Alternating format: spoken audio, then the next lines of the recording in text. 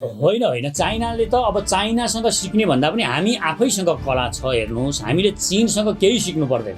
हामी चीनसँग लडेका पनि जाति हौँ, त्यसकारण हामीले चीनसँग पनि सिक्नु पर्दैन, भारतसँग पनि सिक्नु पर्दैन, अमेरिकासँग पनि सिक्नु पर्दैन। यो देश कसरी जोगाउने भन्ने कुरा यहाँको हरेक युवालाई, बच्चालाई थाहा छ। यो देशको आर्मीलाई थाहा छ, यो देशका सशस्त्रलाई थाहा छ, र उहाँहरूले हामी सबै मिलेर यो देश जोगाउँ। शशि श्रेष्ठ जस्ता, पी राम कार्की जस्ता, रामशरण मत जस्ताहरू अहिले बोलेकै छन् यो देशको सेना घटाउनुपर्छ, यही कोरोना लागेको बेला हो घटाउने भनेर यिनीहरू सुनिएको रूपमा लागेका छन्। यी गद्दारहरूलाई चुनौती दिनको लागि पनि हामी जनताले सेनालाई शक्ति प्रदान गर्नुपर्छ, र हामीले शक्ति प्रदान गरेको, नैतिक रूपमा समर्थन गरेको सेनाले यो देशको रक्षा गर्छ। त्यसकारण सेनाका विरुद्धमा बोल्ने राष्ट्रघाती हुन्। अब केपी ओलीले जति राम्रो काम गर्नु गरे, यो उनलाई सलामी दिउँ, उनको रथयात्रा गराउँ र उनलाई प्रधानमन्त्रीबाट निकालौँ। हेर्नुहोस्, त्यहाँ गोर्खा सैनिक थिएन नि त, गोर्खा सेना त्यहाँ थिएन क्या, बिहारी मात्रै थिएन। गोर्खा सेना नभएपछि त कुर्छ नि त चाइनाले। त्यहाँ गोर्खाको 10वटा मात्रै केटा भएका भए, हाम्रा जवानहरू भएका भए, त्यो चाइनिजले धुलाई खान्थ्यो। तपाईँको इन्डियन सेना ट्याङ्क लिएर आयो, त्यो ट्याङ्क हामी खुकुरीले खोज्छ, बन्दुक पड्काउनु पर्दैन। छापामार युद्ध गर्ने हो, ट्याङ्कभित्र घुस्ने हो, हान्ने हो, ट्याङ्कै खोज्ने हो। यो त खुकुरीले खोज्छ नि त, ट्याङ्कभित्र के हान्नुहुन्छ तपाईँले? अहिले डाइरेक्ट भिड्न सक्दैन, उसको साहस छैन। इन्डिया डाइरेक्ट भिड्न आयो भने इन्डिया टुक्रिन्छ, उसलाई थाहा छ। यो पछिल्लो समय नेपाली झन्डा जलाएको कुरो छ भारतका मुसलमानहरूले, होइन? भिडियोमा तपाईँले देख्नुभयो, मैले तपाईँलाई देखाएँ पनि। के छ यसमा प्रतिक्रिया हजुरको? यो के गर्न खोजिँदैछ? तपाईँले पनि नै आफ्नो इन्टरभ्यूमा भन्नुभएको थियो कि एसियालाई युद्धभूमि बनाउन खोजिँदैछ विभिन्न शक्तिहरूबाट, होइन? त्यो पनि प्रयास हुँदैछ। के हो त यसको कुरा चाहिँ? यो भनेको आरएसएसको यो सुनियोजित षड्यन्त्र हो। यो उनीहरूले सुनियोजित रूपमा नेपालका हिन्दूहरू, नेपालका मानिसहरूलाई मुसलमानको विरुद्धमा भड्काउन खोजेको हो, होइन? त्यसकारण यसमा कुनै पनि नेपालीले उत्तेजित हुनुपर्ने कुनै जरुरी छैन। यो उनीहरूको यो सुनियोजित षड्यन्त्र भएकोले यस्ता कुराहरूमा हामीले गम्भीरतापूर्वक लिएर यसमा हामीले कुनै पनि किसिमको क्रिया प्रतिक्रिया गर्नु हुँदैन। हामीले कुन नियतले गरिँदैछ कुनै कुरा त्यो बुझ्नुपर्छ। र यो इन्डियामा यसै पनि मुसलमानहरूप्रति एकदमै नराम्रो धारणा राख्छ आरएसएसले, र अहिले यिनीहरूको शक्ति जो छ, यिनीहरू मुसलमानलाई पेलेर जान चाहन्छन्, र 30 करोड मुसलमानहरू अब एकदमै इन्डियामा खतरामा पर्ने स्थिति सिर्जना भएको छ। र ती कुनै पनि मुसलमानहरूले यो सत्ता, यो इन्डियाको अहिलेको सरकारको समर्थन गर्न सक्दैनन्, नैतिक रूपमा पनि सक्दैनन्। यदि गरे भने ती मुसलमान नै होइन। त्यसकारण यो हामीलाई मुसलमानप्रति भड्काउनको लागि र कुनै यस्ता एक्टिभिटी नेपालीहरूले गरून् मुसलमानप्रति, तराईमा दङ्गा फैलाउनको लागि, काठमाडौँमा हाम्रा ठुला मस्जिदहरू हामीले जुन बनाएर सहिष्णुताका साथ धार्मिक हाम्रो सहिष्णुता अपनाएर बसेका छौँ हामी, यो बिथोल्नको लागि उनीहरूले यो षड्यन्त्र गरेका हुन्। र यो हामीले सुरुमै बुझेर यसलाई नजरअन्दाज गर्नुपर्छ। यसको धेरै महत्त्व दिएर यसलाई समाचार भनेपछि नेपालीहरूले त्यसका विरुद्धमा भारतको झन्डा जलाउनु आवश्यक छैन। भारतको झन्डा जलाएर केही पाउने होइन। हामीले त लिम्पियाधुरा, लिपुलेक र काला पानीबाट भारतीय सेना पो लखेट्ने हो त। उसको झन्डासँग हामीलाई के मतलब छ? सिक्दा हुने भयो कसरी लिनुपर्छ आफ्नो भूमि भनेर पछिल्लो दृष्टान्त। होइन होइन, चाइनाले त अब चाइनासँग सिक्ने भन्दा पनि हामी आफैसँग कला छ। हेर्नुहोस्, हामीले चीनसँग केही सिक्नु पर्दैन। हामी चीनसँग लडेका पनि जाति हौँ, त्यसकारण हामीले चीनसँग पनि सिक्नु पर्दैन, भारतसँग पनि सिक्नु पर्दैन, अमेरिकासँग पनि सिक्नु पर्दैन। यो देश कसरी जोगाउने भन्ने कुरा यहाँको हरेक युवालाई, बच्चालाई थाहा छ। यो देशको आर्मीलाई थाहा छ, यो देशका सशस्त्रलाई थाहा छ, र उहाँहरूले हामी सबै मिलेर यो देश जोगाउँ। आर्मी आजको डेटमा त त्यो ल्याकत राख्दैन नि सर। कसले भन्यो तपाईँलाई? पेट्रोल पम्प खोल्ने, ठेकापट्टा गर्ने, यस्तो वाहियात कुरा नगर्नुहोस्। भोलि देशलाई अप्ठ्यारो पर्यो, यहाँ इन्डियाका एजेन्टले मात्रै पेट्रोल पम्प खोलेका रहेछन् भने भोलि देशमा पेट्रोलको ऊ पर्यो भने त्यो बेला चाहिँदैन पेट्रोल पम्प, त्यो बेला आर्मी चाहिँदैन। आर्मीका सबै कुराहरू आर्मीसँग स्ट्यान्ड बाई हुनुपर्छ। एउटा राज्यसँग जे कुराको आवश्यकता पर्छ त्यसमा आर्मी सबै कुरामा सशक्त भएर बस्नुपर्छ। भोलि ड्राइभर यो देशमा कुनै आन्दोलन गरे, यो देशमा ड्राइभरहरूले आन्दोलन गरे भने त्यो देशमा सबै गाडीहरू निकालेर कुदाउन सक्ने गरी आर्मीको जवानहरू तयार भएर त्यो ड्राइभिङ पनि सिकेर बसेको हुनुपर्छ। बन्दुक मात्रै चलाउँदैन देशको सेनाले निर्माण पनि गर्छ। यो कुरा बुझ्नुहोस्। त्यसकारण निर्माण गर्ने सेनाले बाटो बनाउँछ, बाटो नबनाएको भए अहिले यो फास्ट ट्र्याक कसले लान्थ्यो? इन्डियाले लान्थ्यो। बन्थ्यो? कहिले पनि बन्दैन थियो जिन्दगीभरि। त्यसकारण त्यो फास्ट ट्र्याक त बन्द छ नि। बन्द छ, कति दिन बन्द हुन्छ फास्ट ट्र्याक? त्यो त बन्छ नि, हामी बनाउँछ नि, सुरु गरेको छ नि नेपाली सेनाले, गर्छ, बन्द हुँदैन। हुने भएर त्यसलाई विभिन्न दिमाग लगाएर चाहिँ त्यो बन्द गरिएको अवस्था छ। त्यो खुल्छ हामीले दबाब दिनुपर्छ। त्यो सबै कुरा ठिक ढङ्गले कामहरू हुन्छन्। नेपालको सेनालाई बदनाम गर्न खोज्ने यी तत्त्व भनेका इन्डियाबाट परिचालित तत्त्वहरू हुन्। यी एजेन्ट हुन्, रहका एजेन्ट हुन्। यो अहिले सुनियोजित रूपमा यो देशको सेनालाई कमजोर पार्नको लागि अझ त्यहाँ त विधेयक लगिँदैछ। हेर्नुहोस्, विधेयक लगेर यो देशको सेना घटाउनुपर्छ भन्ने सम्मको शशि श्रेष्ठ जस्ता, ती राम कार्की जस्ता, रामशरण मत जस्ताहरू अहिले बोलेकै छन्। यो देशको सेना घटाउनुपर्छ, यही कोरोना लागेको बेला हो घटाउने भनेर यिनीहरू सुनियोजित रूपमा लागेका छन्। यी गद्दारहरूलाई चुनौती दिनको लागि पनि हामी जनताले सेनालाई शक्ति प्रदान गर्नुपर्छ र हामीले शक्ति प्रदान गरेको, नैतिक रूपमा समर्थन गरेको सेनाले यो देशको रक्षा गर्छ। त्यसकारण सेनाका विरुद्धमा बोल्ने राष्ट्रघाती हुन्। तिनीहरूमाथि हरेक जनताले निगरानी र कारबाही गर्नुपर्छ। मैले भन्न खोजेको चाहिँ चीनले जसरी चाहिँ लद्दाखमा आफ्नो सीमा यो हो भनेर चाहिँ घम्साघम्सी हुँदै गर्दा युद्ध छेड्यो नि, नेपालले पनि त्यो छेड्नुपर्छ भन्ने खालको जनमत आइरहेको छ। तपाईँ के भन्नुहुन्छ? युद्ध त हुन्छ नै। हेर्नुहोस्, तपाईँले युद्ध अहिले गर्छु भोलि गर्छु भनेर मात्र होइन, युद्ध अवश्यम्भावी छ, युद्ध हुन्छ, यसमा कुनै दुई मत छैन। हेर्नुहोस्, नेपाल र भारतको युद्ध हुन्छ। अब लिपुलेक र कालापानीबाट उसले आफ्नो सेना हटाएन भने यो रोकिनेवाला छैन। हामीले लड्नुपर्छ र त्यसको लागि, त्यही तयारीको लागि हामी एकदम प्रतिरक्षा गर्न सक्ने हुनको लागि, सशक्त हुनको लागि हामीले त्यही भनेर मैले बारम्बार सचेत नेपालीले आवाज उठाएको हो। यो देशको सेनालाई सर्वशक्तिमान बनाउनको लागि यो देशमा केपी ओलीले अब एउटा निर्णय मन्त्री परिषदबाट गराउनुपर्छ। प्रधानमन्त्रीले यो देशको सेनालाई सर्वशक्तिमान बनाउनको लागि हतियारहरू किन्नको लागि एउटा निर्णय गर्नुपर्छ, साङ्केतिक रूपमा सुरु गर्नुपर्छ। त्यो दबाब पर्छ इन्डियालाई, त्यसले दबाब पर्छ। र केपी ओलीले त सदनबाट चाहिँ नक्सा त पास गरे, तर त्यसको चाहिँ त्यो नक्साको यथेष्ट जानकारी अझ पाउनको लागि समिति बनाएका छन्। त्यो समितिमा फेरि कस्ता मान्छेहरू छन् हेर्नु भएको छ? त्यो मलाई थाहा छ। विष्णु उप्रेती भन्ने एकजना हुनुहुन्छ, उहाँसँग मेरो साथी पनि हो।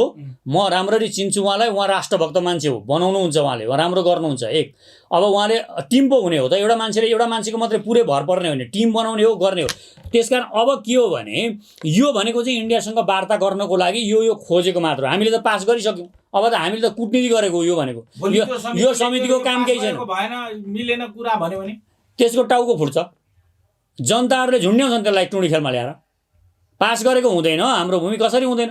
अब संविधानमा 2/3 बहुमतले सर्वसम्मतले पास गरेको कुरा कुनै माइकालालले अब त्यो एउटा रिपोर्ट दिएको भरमा हुन्छ? भइसक्यो भनेपछि समिति चाहिँ किन बनाएको? समिति बनाएको भनेको कुटनीति गर्दैछौँ है हामी भनेर। कुटनीति पनि गर्नु पर्यो नि त भारतसँग त। यो पनि हामीले उसको जस्तै खेल गरेको हो क्या, चाल त चल्नु पर्यो नि त अलिकति। अब लडाइ गर्नु भएन, एकछिन बिसाउन त। अब यसको पनि हेरौँ, यसको चालहरूको के हुन्छ इन्डियाको हेर्नलाई यो राखिराख हो। हामी वार्ता गर्न पनि तयार छौँ है भन्नको लागि यो बनाइदिएको। यसले केही गर्नेवाला छैन, यसले रिपोर्ट दिए पनि केही छैन, त्यो टोकरीमा जाने हो। यसको रिपोर्ट भनेको तपाईँ ढुक्क हुनुहोस्, डस्टबिनमा बस्ने हो, यसको केही काम छैन त्यो रिपोर्ट।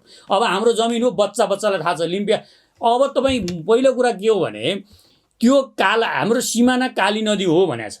त्यहाँ लगेर एउटा तपाईँलाई भैँसी लिएर जानुहोस्, एउटा भैँसी लिएर जानु भने त्यो आल बस्दा पनि त्यो ठुलो भङ्गालपट्टि बस्दैन। पानी खानलाई एउटा गोरु गयो भने पनि त्यही ठुलो भङ्गालपट्टि जान्छ। त्यो त गोरुलाई र भैँसीलाई त थाहा हुन्छ भने यो सिमाना यहाँ हो भनेर, मान्छेलाई थाहा हुँदैन। त्यसकारण यो कुरै छैन, यो विवादको विषय नै होइन। इन्डियाले पावर देखाएर नेपाललाई जबरजस्ती पेल्न खोज्या हो। हामी नपेलिने चट्टान जस्तो अठोट लिएर अडान लिएर बसिसकेपछि ऊ हच्किन्छ। अब उसले हामीलाई चाल खेल्छ। हेर्नुहोस्, महेन्द्रको पालामा पनि यसले चाल खेल्यो। हाम्रो कङ्क्रिट सम्बन्ध बनाएका थिए महेन्द्रले अब म कम्युनिस्टै भए पनि हुन्छु, तर मेरो देशको रक्षा हुनुपर्छ भनेर चाइनाको माओ सेतुङसँग बडो राम्रो सम्बन्ध बनाएका थिए। तर के गरिदियो इन्डियाको लालबहादुर शास्त्री आएर अब पठाइदियो नेहरूले शास्त्रीलाई आएर यहाँको राजदूतलाई पहिला खुट्टा धुन लायो। हेर्नुहोस्, महेन्द्रको खुट्टा धोयो, महेन्द्रको पुरा खुट्टा धोयो राजदूतले। अहिले त राजदूत उपर खुट्टी लाएर बस्छ नि, त्यो बेला त खुट्टा धोयो। हेर्नुहोस्, खुट्टा धोएर लालबहादुर शास्त्री आयो। लालबहादुर शास्त्री आएर तपाईँ अब कहाँ यो पुरै इन्डियाको राजा बन्नु पर्यो, पुरै इन्डिया नेपाल पनि हामी त्यहीँ गरौँ, इन्डियाको राजा बन्नु पर्यो, राज संस्था पुरै इन्डियाको हिन्दू राजा भएर बस्नु पर्यो भनेर महेन्द्रलाई फुर्क्याइदियो। अब मोटो बुद्धि महेन्द्र फस्यो। हेर्नुहोस्, अनि त्यस पछाडि के गर्यो महेन्द्रले? गल्ती गर्यो। अब फसेर यो तराई क्षेत्रमा जुन चाइनालाई नेपालको पेट्रोल निकाल्नको लागि दिएको थियो त्यहाँबाट स्वाट्टै उसको सुरक्षा भनेर निकालिदियो। हेर्नुहोस्, अब इन्डियनलाई दियो। त्यो कहिले बनेन, सकियो, त्यहाँका बाटा पनि बनेनन्, ध्वस्त भयो। त्यहाँदेखि कमजोरी गरेका छन् महेन्द्रले पनि। पहिला उनको नीति ठिकै थियो, चाइनासँग एउटा सम्बन्ध बनाइरहेको भए इन्डिया दबावमा परै हुन्थ्यो। यसलाई हामी डरलाग्दो गरी दबाब दिएर यो हामी बङ्गलादेशसम्मको बन्दरगाहको बाटो र माटो मजाले लिन सक्थ्यौँ, त्यो अवस्था पनि थियो। यसरी अब पनि फुस्ल्याउन आउँछ इन्डिया। अब केपी ओलीलाई अब सत्ता जान्छ कि भनेर डर देखाउँछ इन्डियाले, शक्ति जान्छ कि भनेर डर देखाउँछ। अब केपी ओली चिप्लिन्छन्। त्यसकारण अब मैले भनेको के हो भने अब केपी ओलीले जति राम्रो काम गर्नु गरे, यो उनलाई सलामी दिउँ, उनको रथयात्रा गराउँ र उनलाई प्रधानमन्त्रीबाट निकालौँ। प्रधानमन्त्रीबाट निकालेर अर्को एउटा युवा जो हुन्छ नि अलि लडाकु खालको युवा, यो देशको सेना बलियो बनाउनुपर्छ भन्ने युवा एमालेकै खोजौँ, नेकपाकै खोजौँ, कसको खोज्ने हो खोजौँ। तर ती जुङ्गे दुईटालाई इन्डियाका 2-3टा दलाल छन्, फेरि त्यहाँ ती 2-3टा छन्, तिनीहरूको नाम तपाईँ आफै सम्झिनु होला। जुङ्गा पनि भएको छन्, एकजना जुङ्गा नभएका पनि छन्, काटिरहेछन् अहिले, होइन। यिनीहरूलाई चाहिँ बनाउनु हुँदैन, फेरि यी चाहिँ इन्डियाकै हुन्, पैसै खान्छन्। त्यस कारण यिनीहरूलाई बनाउनु हुँदैन। त्यही युवा कुनै गर्ने मान्छेलाई ल्याएर एकदम अहिले नेपालको सेनालाई सशक्त बनाउनुपर्छ, नेपालका सेनालाई एकदम वेपन्सहरू दिनुपर्छ र उत्तर कोरिया र इजरायल जस्तो एकदम सशक्त सेना बनाएर टक्क राखेपछि हामी इन्डियासँग कुनै पनि प्रकारको दबावमा पर्दैनौँ। कुनै पनि प्रकारको हाम्रो जमिन 1 फिट जमिन पनि मिचियो भने हामी एट्याक गर्न सक्छौँ है भन्ने इन्डियालाई दबाब सिर्जना गर्नुपर्छ। अनि यो देशमा इन्डियाको दबाब चल्दैन, राजनीतिक रूपमा पनि चल्दैन र हाम्रो स्वाभिमान पनि उच्च हुन्छ। अतिक्रमण विरुद्ध पाकिस्तानले पनि हिजो मात्रै हमला गरिसकेको छ, चाइनाले पनि गरिसक्यो, हाम्रो पनि अतिक्रमण गरेको छ भारतले। हामीले पनि यही बेला होइन त युद्ध छेड्ने? होइन, अलिकता यहाँ अलिक तपाईँ गलतमा जानु। हामीले एउटा ट्रिटी नगरिकन युद्ध छेड्नु हुँदैन। अहिले हामीले चाइनासँग एउटा ट्रिटी हुनुपर्छ, हाम्रो यो ग्रेटर नेपालको ट्रिटी गर्नुपर्छ। हामीले युद्ध गरिसकेपछि त अब लिम्पिया धुरा ल्याउनलाई लड्ने होइन, त्यो त हाम्रो आइहाल्छ नि। त्यो त मोदीले हामीले 2-4 चोटि अब ध्वास दिएपछि त यो अब दबाब सिर्जना गरेपछि त उसले हुन्छ म सर्छु, अब केही समय चाहिँ मलाई बस्नु यो सैनिक राख्न चाहिँ म राख्छु भनेर उसले भन्छ। यसमा त कुनै हामीले धेरै खेल खेल्नै पर्दैन। हामी अडान चाहिँ अहिले जुन अडान छ छोड्नु हुँदैन। हामीले त ग्रेटर नेपालको लागि पो लड्छ त गोर्खाली छोरो त अब त। अनि हामीले चाइनासँग एउटा ट्रिटी गर्ने, चाइनासँग ट्रिटी गरेर एकछिन अभियन्ताको कुरा छोडिदिनुहोस्, अरूको कुरा अहिले छोड्नुहोस्, मेरो कुरा सुन्नुहोस्। अब के गर्ने हो भने हामीले चाइनासँग ट्रिटी गरिसकेपछि यो हाम्रो पुरै जुन ग्रेटर नेपाल छ त्यसको लागि हामीले लडाइँ छेड्ने हो र हामीले सिक्किमका जनताहरूलाई स्वतन्त्र सिक्किमको लागि आवाज उठाउनुहोस् भन्ने हो। त्यहाँको भूत राजा जसका जो बितिसक्यो होलान्, तिनका कोही सन्तानहरू होलान्, तिनीहरूलाई राजा ल्याएर एउटा कुनै पनि क्षेत्रमा बसेर एउटा सरकारको घोषणा गर्नु पर्यो सिक्किमका जनताले। अब भुटानबाट पनि त्यहाँबाट हामीले उत्साहित गर्नु पर्यो भुटानको सरकारलाई, खेद यहाँबाट यो सेना राख्नु हुँदैन इन्डियाको सेना भनेर, त्यो ट्रिटी च्यातिदियाओ, अब तिमीहरूले इन्डियासँग गरेको सुरक्षाको ट्रिटी च्यात भनेर हामीले उनीहरूलाई उत्साहित गर्नु पर्यो। र कश्मीरका जनतालाई हामीले अब स्वतन्त्र कश्मीरको लागि लड भनेर हामीले उनीहरूलाई सहयोग गर्नु पर्यो। वीर गोर्खालीले त्यहाँ पनि लड्नु पर्यो, अब कश्मीरको लागि पनि स्वतन्त्र कश्मीर बनाउनुपर्छ। अनि हामीले ग्रेटर नेपालको लागि चाइनासँग ट्रिटी गरेपछि अरुणाचल र लद्दाखको लागि चाइना लड्छ, त्यो हामीलाई चाहिँदैन, त्यो हाम्रो होइन। हाम्रो ग्रेटर नेपालमा चाइना बोल्न पाउँदैन, त्यो हाम्रो हो, होइन। अब कश्मीरको केही भूभाग छ जुन पाकिस्तानलाई नभई भएको छैन, त्यहाँ पानीको कुरा छ, त्यो भूभागको लागि कश्मीर भिड्ने हो। कश्मीरका जनतालाई स्वतन्त्र गराउनुपर्छ, मेरो यो चाहना छ। हेर्नुहोस्, कश्मीर एउटा स्वतन्त्र साह्रै सुन्दर, यो ब्रह्माण्डको साह्रै एउटा टिक्का जस्तो ठाउँ हो यो पृथ्वीको, त्यो त्यहाँका जनताहरूलाई हेपिएको छ, दलिएको छ। त्यहाँका जनताहरूलाई, त्यहाँका मानिसहरूमा अहिले इन्डियाले एकदम बुट बजारिरहेको छ, त्यो रोक्नुपर्छ। मानवता विरुद्ध अहिले काम गरिरहेको छ कश्मीरमा इन्डियाले। त्यो कारण हामीले यो ठुलो अभियानको लागि चाहिँ लड्ने हो। हामी लड्ने हो भने सानो लिम्पिया धुरा ल्याउन त के लड्नुपर्छ भने, त्यो भएर हामीले अहिले भोलि ग्रेटर नेपालको लागि पनि हामीले लड्नुपर्ने, इन्डियासँगै लड्नुपर्ने अवस्था सिर्जना हुन्छ। यहाँका केही महाविद्वान भनेका मूर्खहरू कुरा त गर्छन्, हामीले कोहीसँग लड्नु नै छैन, इन्डियासँग लड्नु नै छैन, लड्ने नै इन्डियासँग हो हामीले एक दिन, उपाय नै छैन हाम्रो इन्डियासँग नलडिकन। त्यस कारण यो स्थिति सिर्जना गर्नुपर्छ र हामी शक्तिशाली सेना बनाएर भोलि ग्रेटर नेपाल, अहिले त्यो लिम्पियाधुरा छँदैछ, अहिले तत्काल हामी युद्धमा जाने होइन। ग्रेटर नेपाल आउने ग्यारेन्टी नभइकन हामी कोही सम्झौता नभइकन हामी जाँदैनौँ युद्धमा, यो पनि हामीले बुझ्नु जरुरी छ। हामी अहिले चाहिँ सेनालाई सशक्त बनाएर राख्छौँ। यो अवस्थामा चाहिँ ट्रिटी किन गर्नु पर्यो? तपाईँ नै गोर्खालीको यति पावर छ उति पावर छ भन्नुहुन्छ, अनि किन चाइनासँग ट्रिटी किन गर्नु पर्यो भने भोलि हामी त लड्न त आफै लडिहाल्छौँ, यसमा दुई मत छैन, होइन। ब्याकअप तपाईँको आजको दिनका युद्ध सामग्रीको मद्दतको लागि चाइनालाई हामीलाई केही हतियार चाहिन्छ। अब हामीसँग अहिले डलर त यिनीहरूले, यहाँका दलाल नेताहरूले यहाँको डलर जति सबै हेर्नुहोस् गाडी किनेर सके क्या, जुन रेमिट्यान्सबाट आएको अरबौँ डलर यहाँ जम्मा भइसक्नु पर्थ्यो, यिनीहरूले थोत्रा सामान किनेर, लिपस्टिक किनेर, यहाँका यी नक्कली लिपस्टिक किनेर, गाडी किनेर यहाँका डलर सिद्ध्याएका छन्। डलर अहिले हामीसँग छैन। कति डलर छ एकचोटि त्यहाँ माग भन्नु पनि पर्ने, सूचना पनि लिनुपर्छ। अहिले नेपालमा कति मौजात छ यो डलर, त्यो पनि बुझ्नु चाहिँ छ, मैले बुझ्न बाँकी छ यो चाहिँ। तर धेरै डलर छ जस्तो लाग्दैन। त्यस कारण हामीले अहिले डलर हतियार किन्नलाई डलर चाहिन्छ, हामीसँग छैन। र हामीले चाइनासँग चाहिँ अहिले बाँकीमा हतियार माग्नुपर्छ भोलि तिर्ने गरी। त्यसको लागि ट्रिटी गर्नु पर्यो। र हामीले जुन लडेको भूभाग लिन्छौँ त्यसमा उसले दावा गर्न पाउँदैन। यो ट्रिटीमा उसले खुलाउनुपर्छ। हामीले जुन भूभाग ग्रेटर नेपाल छ त्यसमा उसको दाबी हुनु हुँदैन। उसको तिब्बतको लागि हामी सधैँ समर्थक हुन्छौँ। तर हामीले यो अवस्था सिर्जना गऱ्यौँ भने चाहिँ अनि त्यसको लागि ट्रिटी गर्ने हो। र हामी कहीँ कमजोर पऱ्यौँ भने माथिबाट एक दुईवटा क्षेपास्त्र हान्नु पनि पर्छ। फेरि त्यसको लागि पनि त उता चाहियो। एक दुईवटा फाइटर प्लेनले अलि नै हामीलाई पेल्न खोज्यो, हामीले झार्न सकेनौँ दुई चारवटा भने त्यो बेला उसको फाइटर प्लेन युज गर्नु पनि पर्ने हुन्छ। जसरी भूकम्प गएको बेलामा झारियो नेपालकै भूमिमा, त्यो अवस्था सिर्जना गर्नुपर्छ होइन। त्यसको लागि चाहिन्छ। त्यस कारण हामीले अहिले अब भन्न त मानिसहरूले युद्धको उन्मादको कुरा हो, कहाँ भारतसँग लड्न नलडिकन थाहा हुन्छ को कति शक्तिशाली छ भनेर। तपाईँ र म अहिले को शक्तिशाली हो भनेर त खेलेपछि पो थाहा हुन्छ होइन, फाइट खेलेपछि थाहा हुन्छ। त्यसकारण नभिडिकन हारे भन्नु हुँदैन, नभिडिकन नखेलिकन म कमजोर छु भन्नु हुँदैन। शक्ति भनेको सानो ठुलो हुँदैन। पछिल्लो समय भारतले जुन फुइदिन्थ्यो नि 1962 का भारत नै हम लोग बहुत आगे बढ चुके, त्यो देखाइदियो त चाइनाले। हेर्नुहोस् त्यहाँ गोर्खा सैनिक थिएन नि त, गोर्खा सेना त्यहाँ थिएन क्या, बिहारी मात्रै थिए। हेर्नुहोस् गोर्खा सेना नभएपछि त कुर्छ नि त चाइनाले। त्यहाँ गोर्खाको 10वटा मात्रै केटा भएका भए, हाम्रा जवानहरू भएका भए त्यो चाइनिजले धुलाई खान्थ्यो। हेर्नुहोस् त्यो अवस्था उल्टो हुन्थ्यो त्यो। अब गोर्खा रेजिमेन्ट परिचालन गरे होला हो। अब हामीले आह्वान गर्नुपर्छ, तिमीहरू अब इन्डियाको लागि 100% दिएर लड्नु जरुरी छैन। अब म चाँडै आह्वान गर्नेवाला छु इन्डियाको, अनि यही कार्यक्रममै आह्वान गर्नु होइन, यो आउँछ समय इन्डियाको लागि अब नेपाली जवानले लड्नु हुँदैन। अब हामीले एउटा वातावरण के गर्नु त बिचारा त लड्नु, तलब छोडिदिनु पर्यो, आउनुपर्छ। देशको लागि लड्ने हो, हामी किन फोकटमा अर्काको लागि मर्ने। अब हामी अर्काको लागि मर्ने होइन, अब हामीले हाम्रै लागि गर्नुपर्छ। त्यसकारण यो आह्वान अब चाँडै राष्ट्रले पनि गर्नुपर्छ र हामी पनि आह्वान गर्नुपर्छ।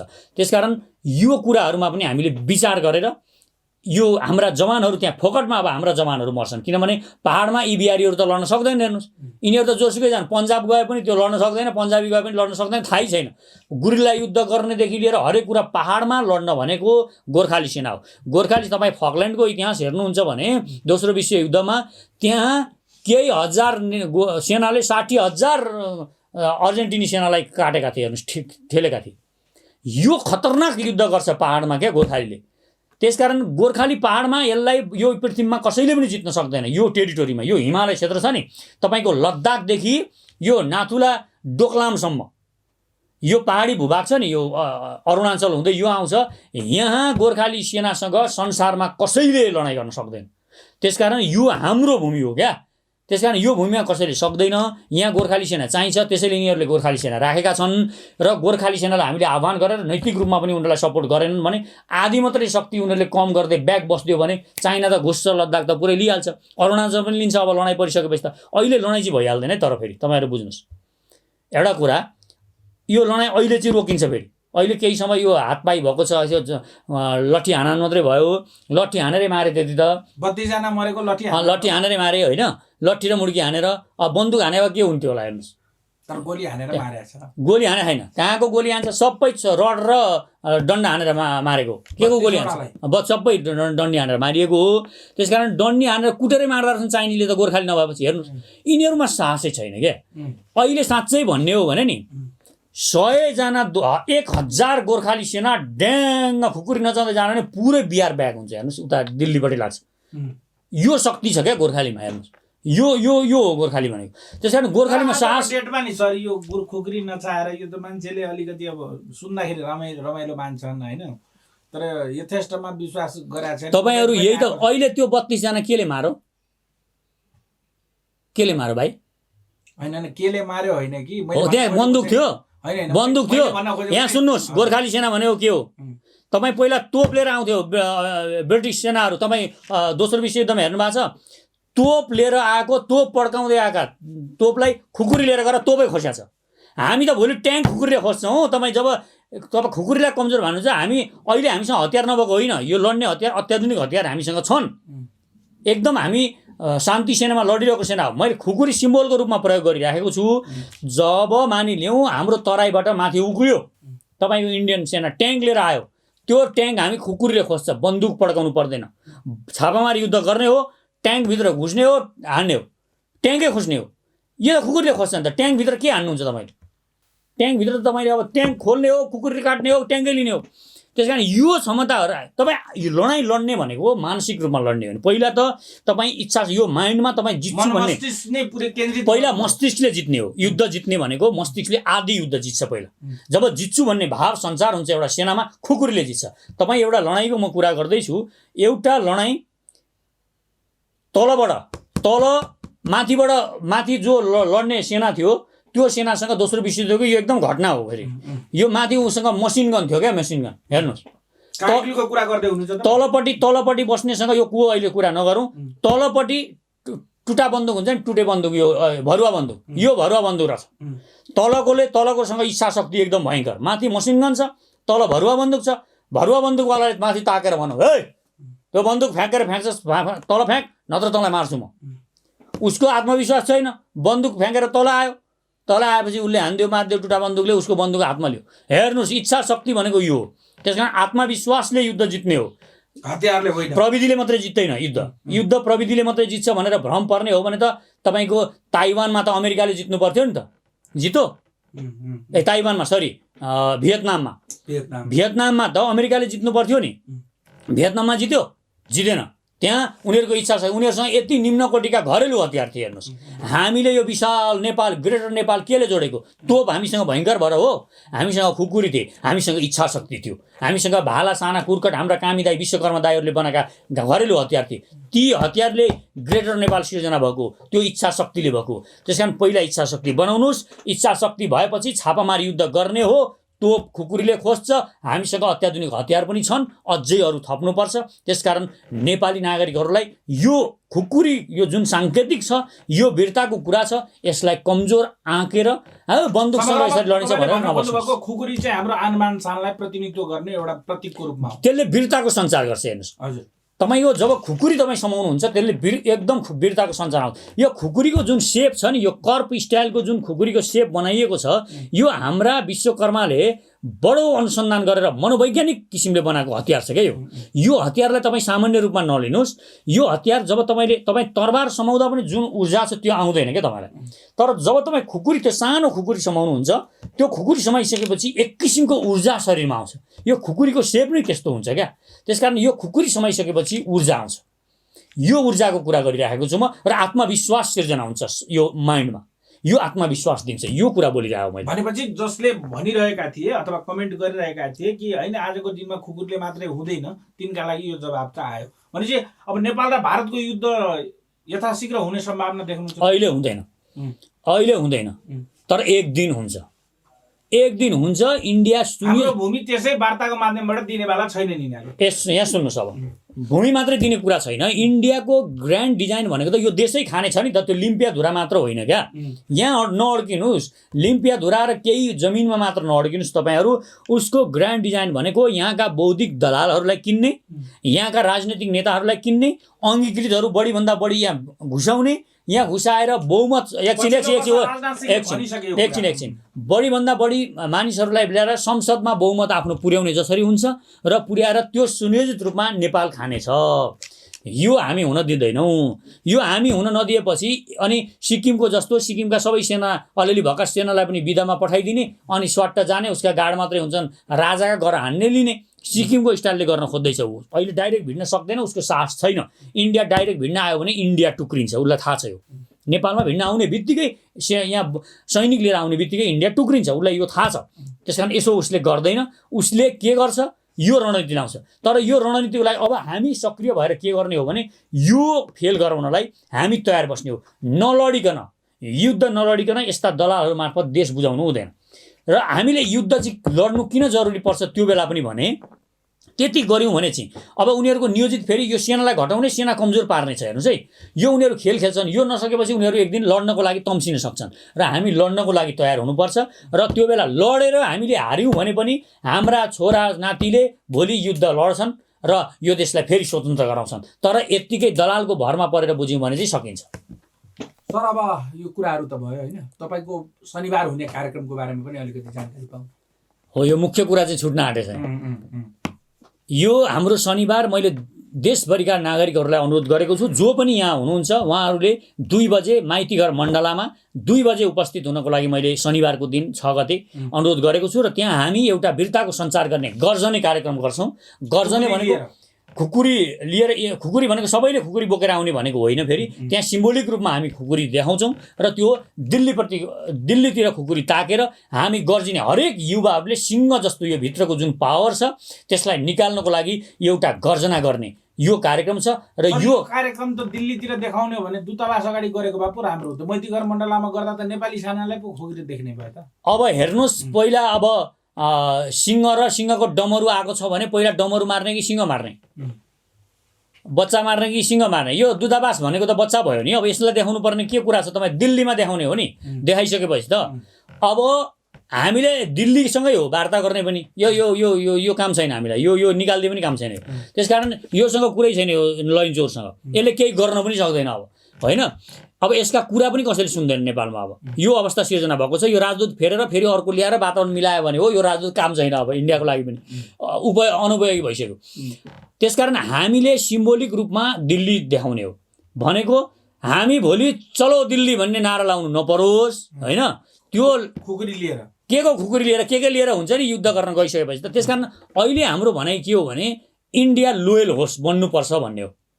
तपाईँ हाम्रो चाहना नेपालीहरूको के हो भने इन्डिया अहिले खली बन्न खोजेर हुँदैन। एउटा सानो भनेर उसले साँच्चै नै सोचेको हो भने खली बनेर एकदम चाहिँ यहाँ टाउको तेर्स्याएर वार्ता हुँदैन। खलीले बच्चासँग सानोसँग वार्ता गर्नलाई झुकेर वार्ता गर्नुपर्छ। अहिले इन्डिया झुक्न सक्नुपर्छ। इन्डिया अहिले झुक्यो भने सानो हुँदैन। इन्डियालाई अझ इन्डियन नागरिकहरूप्रति प्रेम बढ्छ नेपाली नागरिकहरूको।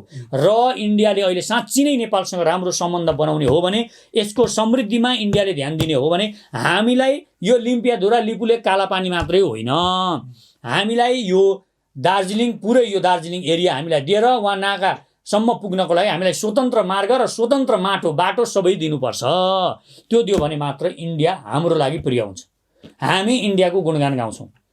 हामीलाई स्वतन्त्र रूपमा अहिले हाम्रो स्वतन्त्रतामाथि त्यो एउटा कुराले छेक्न खोजिएको छ। यदि त्यो इन्डियाले हामीलाई दिएन भने हामीले चाइनाबाट बाटो बनाउनु पर्ने हुन्छ, चाइनाबाट रेल ल्याउनु पर्ने हुन्छ। यो हाम्रो बाध्यता हुन्छ। चाइनासँग टाइअप गर्नुपर्ने हाम्रो बाध्यता हुन्छ। यो बाध्यता जबरजस्ती यता धकेलिरहेको छ हामीलाई इन्डियाले। र इन्डियाका नागरिकहरूलाई पनि यो कुरा म स्मरण गराउन चाहन्छु। यसरी यो शासकहरूलाई तपाईँहरू नउकास्नुहोस्। यसरी उकासिरहनु भयो भने एक दिन यो इन्डियाको लागि नै ठुलो हानिकारक साबित हुन्छ र इन्डिया टुक्रिन्छ। त्यसकारण भनेको मैले, र म सबै नागरिकहरूलाई अनुरोध गर्छु, शनिबार 2 बजे कुनै पनि शर्तमा जुनसुकै काम भए पनि साथीहरूलाई पनि भन्नुहोस्। र हामी एउटा वीरताको सञ्चार गर्न जरुरी छ। हामीलाई कायर बनाइएको छ। हामीलाई केही पनि अलिकति ठुलो कुरा हामीलाई सोच्न पनि मन लाग्दैन। हामीलाई अलिकति क्रिएटिभ कुराहरू सोच्न पनि मन लाग्दैन। त्यसकारण यो हामी डरको कारणले गइरहेका छौँ। यो भय भगाउन जरुरी छ। भय भगाउनको लागि तपाईँहरू आउनुहोस्। त्यहाँ एउटा मोटिभेसनल एउटा भयानक एउटा ठुलो कार्यक्रम हामी राख्छौँ र त्यो हामीभित्रको भय भगाउनेछ त्यसले। र कुनै पनि जीवनका कुनै पनि क्षेत्रमा तपाईँ भोलि काम गर्न जानुहुन्छ भने त्यो त्यहाँ दिएको 1 घन्टाको धेरै महत्त्व हुन्छ। तपाईँले कहाँ जीवनमा 1-2 घन्टा कहाँ तपाईँले खर्च गर्नुभयो त्यसको पनि जीवनमा ठुलो महत्त्व हुन्छ। त्यसकारण आउनुहोस् र त्यो कार्यक्रममा सहभागी हुनुहोस्। त्यहाँ हामी तपाईँहरूलाई नयाँ प्रेरणा दिने खालको, नयाँ उत्प्रेरणा दिने खालको कार्यक्रम गर्छौँ। र त्यो कार्यक्रमले तपाईँको कुनै पनि क्षेत्रमा गएर भोलि सफल हुनको लागि राम्रो साबित हुन्छ, तपाईँको लागि राम्रो हुन्छ भन्ने हामीलाई विश्वास पनि छ। हामीले भय भगाउन जरुरी छ। यहाँभित्र बसेको सिंहलाई, यो जुन लुकेर बसेको सिंह छ त्यसलाई जगाउन जरुरी छ, त्यो सुतेको सिंहलाई। र हरेक मानिसले यो सिंह जगाइसकेपछि उसले जीवनमा जुनसुकै क्षेत्रमा गएर पनि काम गर्न सक्छ र सफलता प्राप्त गर्न सक्छ भन्ने मेरो विश्वास छ। हुन्छ पुलिस सर, समय र सम्वादका लागि यहाँलाई धेरै धेरै धन्यवाद छ। नवनिर्माण सेनाले आयोजना गरेको यो कार्यक्रममा उपस्थित हुनको लागि म यहाँहरू सबैलाई अनुरोध गर्छु र सबै मिडियाका साथीहरूलाई पनि हार्दिक रिक्वेस्ट गर्छु, तपाईँहरू पनि आउनुहोस्। अब हामी केही नयाँ मोटिभेसन, त्यो एउटा कार्यक्रम भनेको चाहिँ केवल कार्यक्रममा राजनैतिक कार्यक्रम होइन जस्तो मान्नुहोस् तपाईँ, त्यो एउटा मोटिभेसनल कार्यक्रम हो, त्यो एउटा प्रेरणा सञ्चार गर्ने कार्यक्रम हो। त्यसको लागि पनि यहाँहरू सबै आउनुहुन म हार्दिक अनुरोध गर्छु। हस्, धन्यवाद। धन्यवाद।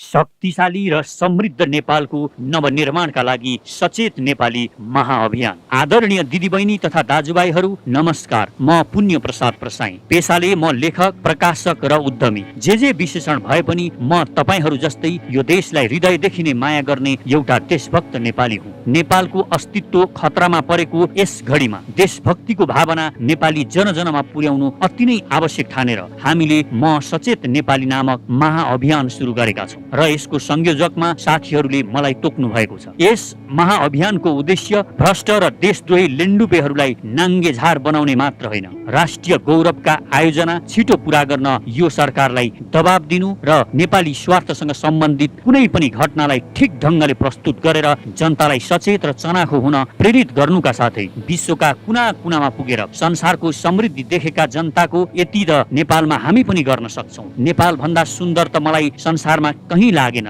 भन्ने जुन भावना छ त्यसलाई मूर्त रूप दिन र उहाँहरूलाई आफ्नो मातृभूमि फर्केर परिवारसँगै बसेर केही गर्न सक्ने उद्यमी हुन प्रेरणा दिनुका साथै नेपाल र नेपालीलाई माया गर्ने सकारात्मक सोच भएका मनहरूलाई गोलबद्ध गरेर नेपालको निर्माण गर्न यहाँको व्यथिति, विसङ्गति, भ्रष्टाचार र राष्ट्रद्रोही दलाल लेन्डुपे विरुद्ध लड्न एउटा विश्वसनीय, भरपर्दो र सशक्त आवाज निर्माण गर्नु हो, जुन आवाज सुन्न यो लम्पसारवादी सरकार पनि बाध्य बनोस्।